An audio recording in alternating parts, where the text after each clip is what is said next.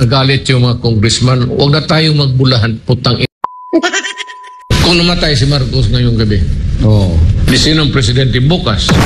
Wala akong away kay presidente unless you want to join into the fray. If the government is extremely corrupt, then it is right for the military to stage a coup d'etat. At eto na nga mga ka-old school, naglabas na ng kanyang opinion o reaksyon ang dating Pangulong Duterte regarding ito sa pakikialam ng tinatawag nilang tambaluslos maging sa confidential funds na balak nilang gamiting grounds para daw ma-impeach ang vice-presidente. Pakinggan natin mga ka-old school kung paano nag-react si Tatay Diggs.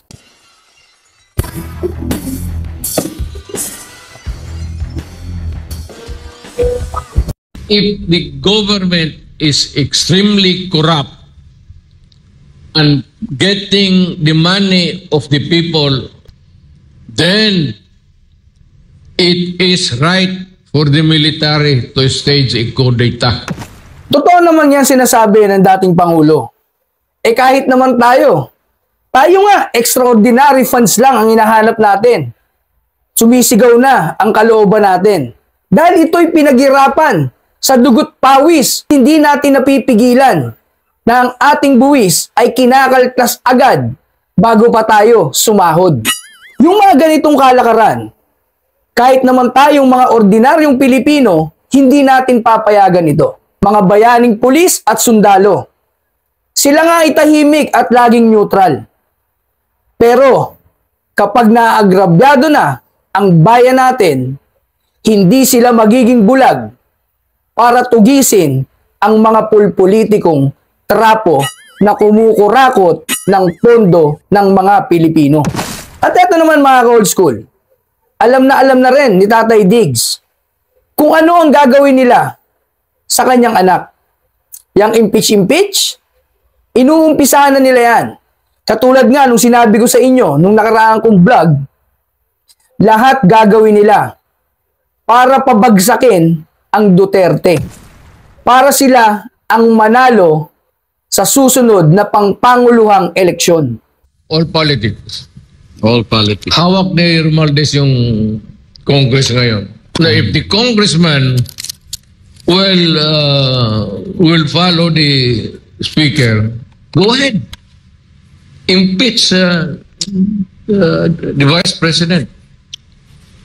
You will do him a favor. Alam mo bakit?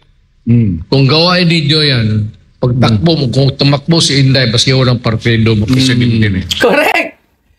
Kahit walang partido, ang vice-presidente, hindi niya kayo kailangan.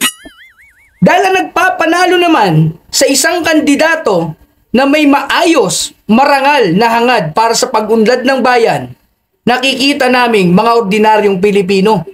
Putragis mabaging langit. Aanin mo ang partido kung kalimitan naman ay mga demonyo. Tabi na. Mga kurap, mga pahirap sa bayan. Wala kaming pakialam kung may partido man ang vice-presidente. Basta ang alam namin at kaming mga naniniwala sa kanya na siya ay maglilingkod na may integridad para sa bayan. Kainin niyo yung partido nyo. Dinagdag pa nga dito ng dating Pangulo, na tingin mo ba sa 2028 kahit nasa inyo ang makinarya, makakakuha ka ng boto sa Mindanao? Makakakuha ka ng Leyte bukod dyan sa yung distrito, sa labas ng Leyte na kung saang isinilang si Tatay Diggs? Dito sa Luzon, makakakuha ka kaya? Dito sa NCR? Oh, come on. Huwag na tayong maglokohan. Kahit anong gawin nyo pong pagpapapogi o kahit ano pang mga propaganda ang gawin ninyo, hindi nyo kayang hilahin pababa ang agila ng Mindanao. It is not really a confidential fund or secret fund that you can just spend the way you want to or put it in your pocket. There is an audit for that. There's nothing free here.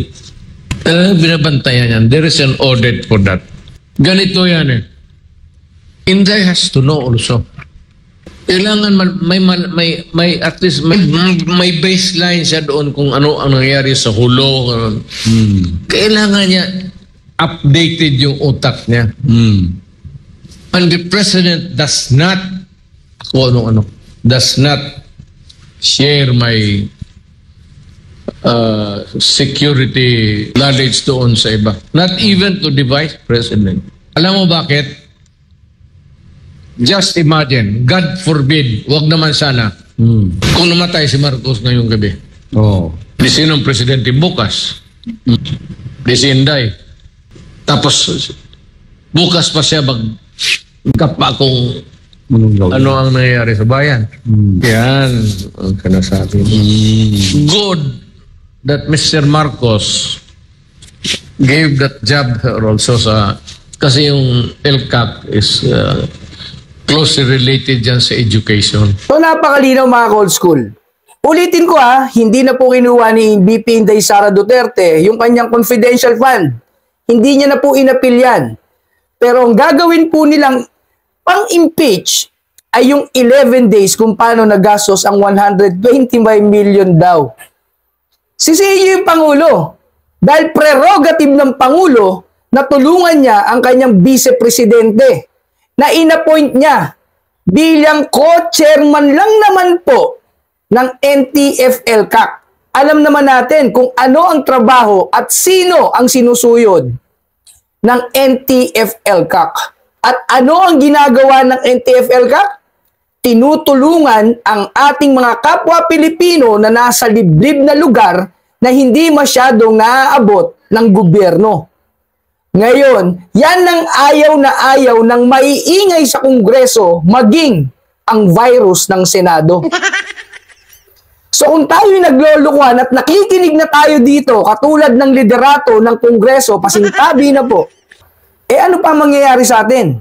Ang kalaban ng gobyerno, pinoprotektahan na ng liderato para sa ambisyon na maging Pangulo.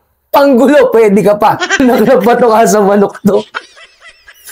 Ulitin ko nakita nyo rin naman po sa website ng Office of the Vice President, specific, detalyado ang kanilang ginastos.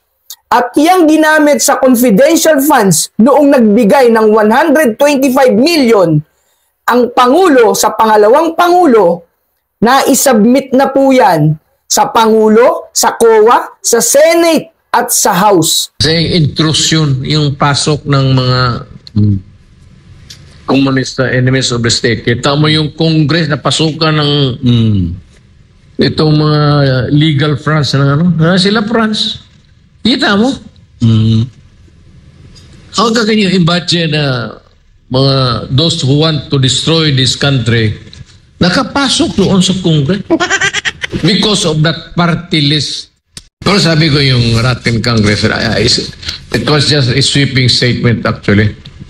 Pero karamihan yung yung negosyo nila, yung nagalit yung mga congressman, huwag na tayong magbulahan, putang ina. Yan ang negosyo ng congressman. Yung funds for the projects. Kaya lumalabas yan. Hindi naman galing sa akin yan. Baski saan, magtanong ka ng kontraktor. Anybody. Pag sabihin mo, sinungaling ako, barilin mo ako bukas. I will not stop you. Kayo mga Pilipino, nakita mo ninyo. Hindi naman lahat Hindi lahat. Ano ang umpisa? Tingnan mo pag unang term nila, Amaraw, get re-elected. Katawa na, kutsina. Pagpasok noon sa Congress, Seiko. Paglabas ngayon, Rolex na. Tapos may bahay ng bago. Huwag na tayo magbudan. That's the reality of it all. But for those who are not into it, I salute you for your integrity. At marami kayo. Totoo naman talaga yung sinasabi ni Tatay Diggs. Kaya nga yung mga kongresista na may anomalya, nasaktan nung tinawag silang rotten. Na yung buong pamilya ay kontraktor ng mismong kongresista. Marami pa dyan mga ka-old school.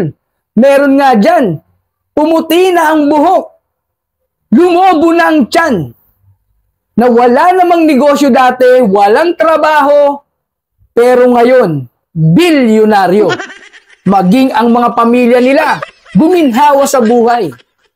Pero ulitin ko nga, na lagi ko rin sinasabi, katulad ng sinasabi ni Tatay Diggs, hindi naman lahat ay korap. Meron dyan, may prinsipyo pa rin. Ang kaso, sa takot sa liderato, kailangan mong makisama, kung hindi, hindi ka nila bibigyan ng pondo. Yung speaker ninyo, kayo nag-umpisa When you're pitting us itong, wala akong away kay Presidente unless you want to join into the break. Wala akong away sa asawa, bahala kayo kung anong gusto. There will always be a reckoning para sa atin. Wala akong away dyan sa iba. Totoo naman, di ba? Na kayo ang nagsimula. Alam na alam ng dating Pangulo ang galawan ng mga trapong politiko. Walang imposible dito. Dahil ang ama, normal yan ipagtatanggol ang kanyang anak. Na kahit lagi pang sinasabi ng dating Pangulo na matatag at malakas si Vice Presidente Inday Sara. Sa dami nyo dyan na nag-aambisyon na mabalikan ang pamilya ng dating Pangulo at higit sa lahat, yung isang nag-aambisyon na maging Pangulo, yan ang ginawa nyo. Ayan, maliwanag na mga old school. Wala naman talaga Ang nakakatampo lang kasi, bakit nating kinakampihan ang nagpapagulo sa pamahalaan? Ang layo-layo pa ng 2028. Pero katulad nga ng sinabi ni Senator Amy, masyado kasi kayong nakikinig sa mga kano. Yang mga pagpapalaya nyo rin, yang mga ginagawa nyo ngayon, nakakuntsaba ang mga maiingay, ang mga three-headed snake sa Kongreso, maging ang mga virus ng Senado, pasintabi na. Wala po kayong utang na loob. Ang sakit mang tanggapin na yung mga tunay na kasangga nyo, bigla nyong iniwanan sa ere. Lahat ng idinikit nyo ngayon, puro yung mga bumaboy sa pamilya nyo. Kaya nga inis na inis si Senator Amy dyan sa mga kaplastikan nyo para sa pansarili nyong interes na hindi naman at kailanman hindi kakagatin ng mga Pilipino. Kayo maglokohan, magpaikutan kayo. Imekos-mekos mo na yan, insan. Ingat!